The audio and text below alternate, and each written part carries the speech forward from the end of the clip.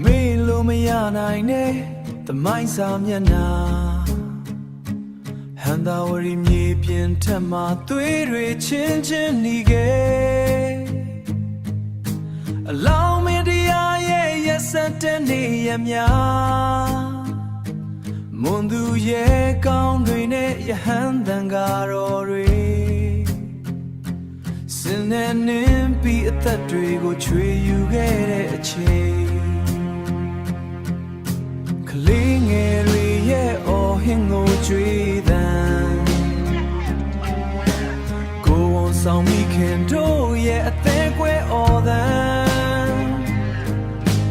ကြောင်းကံပရာတွေမိဟုံဟုံတောင်း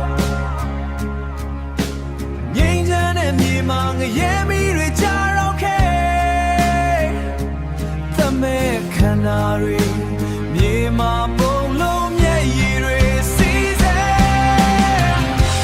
ဘယ်လိုမေ့ရမှာလဲဒီသမိုင်းရဲ့တရားမျိုးစတိုင်းရဲ့ရှင်ထဲမှာဆွဲထင်နေတဲ့နာကျင်မှုမိုးရဟန်းတန်ဃာတွေသက်ဖြတ်ခံရတဲ့နေ့ဟန်သာဝရီပြတ်သုံးခဲ့ရတဲ့အတိတ်ကဖြစ်ပျက်တွေ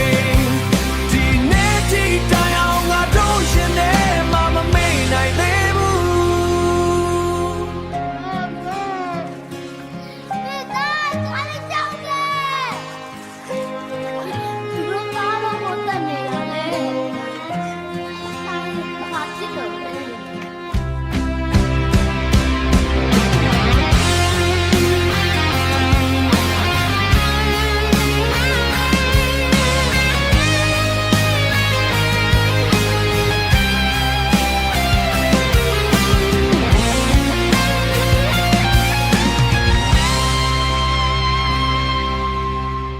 ရာစုနဲ့တွေကြော်လွန်ခဲ့ပေမဲ့မွန်သွေးတို့ရဲ့နာကျင်မှုကတစ်တိုင်းပဲသမိုင်းကိုသွေးနဲ့ရေးခဲ့ရတဲ့တန်ရာတွေငါရိုးသားမြေတွေသိအောင်ပြောပြနေအောင်မယ်မမေ့ကြနဲ့ဟန်သာဝရီရဲ့သွေးစွန်ခဲ့တဲ့နေ့ရများမမေ့နိုင်ဘူး